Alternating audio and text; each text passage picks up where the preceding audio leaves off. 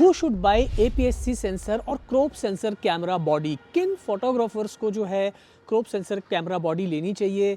बहुत सारे फोटोग्राफर्स के दिमाग में एक कन्फ्यूजन रहता है कि क्या अगर हम एक क्रॉप सेंसर कैमरा बॉडी ले रहे हैं तो क्या हमें काफ़ी सारा नुकसान है उसमें, क्या हमारे पैसे जो हैं वो वेस्ट हो जाएंगे, या उस कैमरा में डालने का क्या एडवांटेज है या क्या डिसएडवांटेज है, वगैरह वगैरह। तो आज मैं सारा कन्फ्यूजन आपके सामने दूर करने की कोशिश करूंगा। ऐसे 5 कारण जो है वो मैं आज आपको बताने वाला हूं, जिससे आपको पता चलेगा कि क्रॉप सेंसर कैमरा बॉडी के क्या एडवांटेजेस हैं। तो इस वीडियो को आप एंड तक ज़रूर देखिए। आई एम श्योर इस वीडियो से आपको काफ़ी हेल्प मिलेगी और काफ़ी सारा कन्फ्यूजन है वो आपको बहुत क्लियर हो जाएगा। रीज़न नंबर 1, टेलीफोटो एडवांटेज, या फिर हम कह सकते हैं कि क्रॉप फैक्टर एडवांटेज। अब देखिए, अगर आपके पास में क्रॉप सेंसर कैमरा है तो उसका बहुत बड़ा एडवांटेज है। अगर आप एक वाइल्ड लाइफ फोटोग्राफर हैं, बर्ड फोटोग्राफी करते हैं या फिर स्पोर्ट्स फोटोग्राफी करते हैं, तो यहाँ पर चूंकि आपका सेंसर जो है वो थोड़ा सा छोटा है, और जब आप उसके ऊपर एक टेलीफोटो जूम लगाते हैं, फॉर एग्जांपल अगर आप वाइल्ड लाइफ फोटोग्राफी कर रहे हैं, बर्ड फोटोग्राफी कर रहे हैं, आप वहाँ लगाते हैं 200 mm का जूम, तो यहाँ पर आपको क्रॉप फैक्टर एडवांटेज मिलेगा। उसे आप 1.5x से जो है मल्टीप्लाई कर दीजिए, तो यहाँ पर आपको 200 mm की जगह जो है 300 mm की फोकल लेंथ मिलेगी, यानी कि टेलीफोटो एडवांटेज मिलेगा।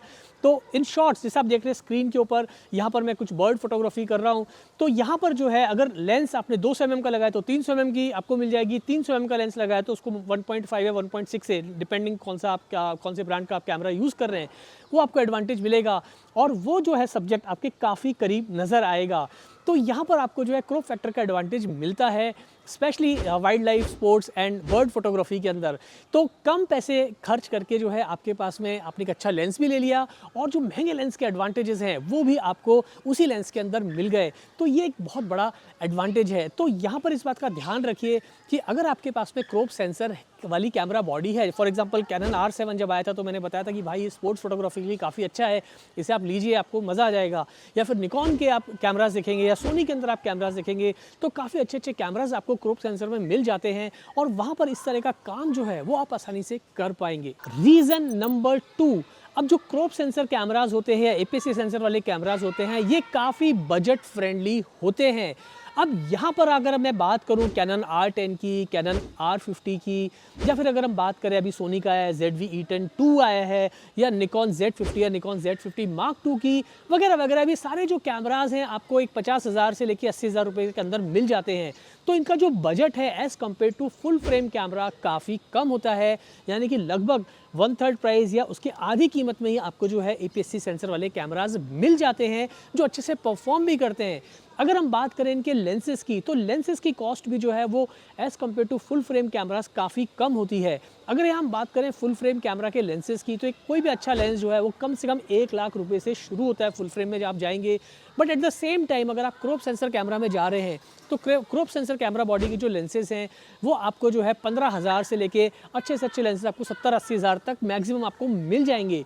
तो आप कम पैसे के अंदर जो है अपनी अच्छी खासी किट बना सकते हो। Sometimes you can make a good kit under 1 lakh rupees, and sometimes you need to spend little bit more या little bit above than 1 lakh rupees. तो अगर आप 1.25 लाख रुपए के अंदर जो है आप अच्छा खासा अपना एक पूरा सेटअप बना के आप काम कर सकते हो। सो ओवरऑल मेरा कहने का मतलब है कि APS-C सेंसर वाले कैमरास जो हैं दोस्तों वो बुरे नहीं होते हैं, और ये बहुत सारे फोटोग्राफर जो कंफ्यूज रहते हैं या उनके अंदर डाउट रहता है, तो भाई शुरू के अंदर आप जो है बजट फ्रेंडली अपना सेटअप बनाओ, इस पे काम सीखो, इससे पैसे बनाओ, और फिर जो आप महंगे सेटअप पे जाओ।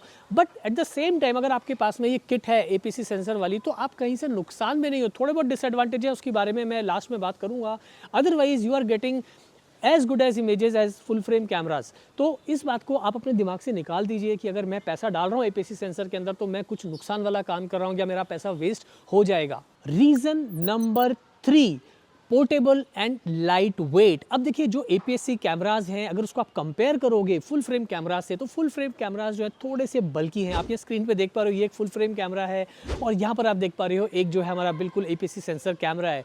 तो साइज़ में, वेट में काफ़ी फ़र्क होता है। तो अगर आप ट्रैवल फोटोग्राफी करते हैं, आप स्ट्रीट फोटोग्राफी करते हैं, आप काफ़ी सारा व्लॉगिंग जैसा कंटेंट बनाते हैं या आप व्लॉगर हैं, तो मैं आपको शुरू में सजेस्ट करूंगा कि आप जो है APS-C सेंसर वाले कैमरा से शुरू करिए, क्योंकि हल्के होने के कारण, पोर्टेबल होने के कारण जो है आप आसानी से उन्हें कैरी कर सकते हैं, आपके छोटे से बैग के अंदर आ जाता है, और कई बार तो अपने पॉकेट में रख के भी आप पूरा सेटअप लेके चल सकते हैं, डिपेंड कि आप कौन सा वाला कैमरा मॉडल यूज़ कर रहे हैं। तो ये काफ़ी सारे एडवांटेजेस होते हैं कि अगर आपके पास में एक क्रॉप सेंसर कैमरा बॉडी है, तो यहाँ पर आप ज़्यादा कुछ, you are not losing out anything, आप किसी भी चीज़ में कॉम्प्रोमाइज़ नहीं कर रहे हो। थोड़ी बहुत चीज़ ऊपर प्लस माइनस के अलावा बाकी सारी चीज़ें जो है आपको मिल रही हैं। मैंने भी रिसेंटली अपग्रेड किया है मेरा सोनी का ZV-E10 II वाला कैमरा। आप देखिए यहाँ पर मैं आसानी से जो है उसे यूज़ कर पा रहा हूँ, चाहे मुझे फ़ोटोग्राफी करनी है, चाहे मुझे उसे लेके व्लॉगिंग करना है वगैरह वगैरह। तो वो बहुत ही आसान है सारी चीज़, और सारे फीचर्स आपको उसके अंदर मिल जाते हैं जो एक कंटेंट क्रिएटर की ज़रूरत के होते हैं, या कोई स्ट्रीट फोटोग्राफर की ज़रूरत के हैं, या फिर ट्रैवल फोटोग्राफर में जिन चीज़ों की ज़रूरत पड़ती है, वो सारी चीज़ें आपको इस कैमरा के अंदर मिल जाती हैं। So never ever under estimate crop sensor camera bodies. उसके काफ़ी सारे एडवांटेजेस हैं, 3 तो मैंने आपको अभी बता दिए। Reason number 4, old lens compatibility. अब देखिए, अगर आपके पास में अपने पुराने DSLR वाले लेंसेज हैं, तो भी आप अपने नए APS-C सेंसर वाले कैमरा के साथ या मिररलेस कैमरास के साथ में आप अपने DSLR लेंसेज को यूज़ कर सकते हैं। यहाँ पर आपको जो है सिर्फ अडाप्टर की ज़रूरत पड़ेगी। अब चाहे आपके पास में निकॉन ब्रांड हो, सोनी हो, कैनन ब्रांड हो, आजकल सारे अडाप्टर मिल जाते हैं जो कि आसानी से आपके DSLR लेंसेज को जो है मिररलेस के साथ में आप यूज़ कर पाते हैं। और यहाँ पर आप अच्छा खासा लेंस का कलेक्शन भी बना सकते हैं, यानी कि पुराने लेंस आप अपने आसानी से आपके नए क्रॉप सेंसर वाली कैमरा बॉडी पे आप यूज़ कर पाएंगे, तो आपका काफ़ी सारा पैसा भी बचता है। तो यहाँ पर समझने वाली बात ये है दोस्तों कि अगर अभी आप एक एमेच्योर लेवल पर हैं, छोटा मोटा पैसा बना रहे हैं, अभी आप में उतना कॉन्फिडेंस नहीं है कि मैं बड़े सिस्टम के अंदर पैसा इन्वेस्ट करूँ, तो मेरा तो ये एडवाइस रहेगा कि आप APS-C सेंसर वाले कैमरास को ही यूज़ करिए तब तक। और ये सारी चीज़ें जो हैं, ये आप में इसमें कुछ आप ज़्यादा कुछ खो नहीं रहे हैं। आपके पास में जो है पुराने DSLR के लेंसेज भी काम आएंगे, नई APS-C सेंसर वाली कैमरा बॉडी भी आपके काम आ रही है। सो ओवरऑल आपके लिए एक विन विन सिचुएशन ही है। और जब आपके पास में इनफ कॉन्फिडेंस हो, इनफ पैसा हो, और आप अभी बड़े लेवल पे जा रहे हो, तब आप अच्छा बड़ा पैसा खर्च करिए, कोई दिक्कत वाली बात ही नहीं है। लास्ट बट नॉट लीस्ट, अब जो 5th रीज़न रहेगा वो रहेगा भैया ग्रेट फॉर लर्निंग, यानी कि बिगनर्स के लिए बहुत ही अच्छा ये ऑप्शन है अगर आप अपनी शुरुआत करते हो APS-C सेंसर वाले कैमरा से। क्योंकि यहाँ पर क्या है, देखिए दोस्तों, एक तो जैसे मैंने आपको शुरू बताया कि आपका जो पूरा सेटअप है वो अंडर 50-60,000 आप बना सकते हो शुरुआत करने के लिए। और जब आप अपनी फोटोग्राफी की शुरुआत कर रहे हो, तो जो बिगनर लेवल के कैमराज आते हैं वहाँ पर आपको पूरे गाइडेड मेन्यूज़ मिल जाते हैं। कई कैमराज में आपको जो है जो इनबिल्ट है, आपको वहाँ पे सारे आपको एक ट्यूटोरियल्स भी मिल जाते हैं फोटोग्राफी के, जिससे आप अपनी फोटोग्राफी के बेसिक्स जो हैं वो आसानी से सीख पाओगे कि भैया एक्सपोजर ट्रायंगल क्या होता है, ISO कैसे इस्तेमाल करता है, शटर स्पीड का क्या मतलब होता है फोटोग्राफी में, अपर्चर किस तरह से काम करता है वगैरह वगैरह। उसके अलावा जो आपको मेन्यूज़ हैं किस तरह से यूज़ करते हैं, ऑटो मोड है, मैनुअल मोड है, वो सब आप अच्छे से सीख पाओगे, जिससे आपको एक फ़ोटोग्राफी के जो बेसिक्स हैं उसके बारे में अच्छे से पता चलेगा। और यहाँ पर आपका इन्वेस्टमेंट भी जो है मिनिमम है।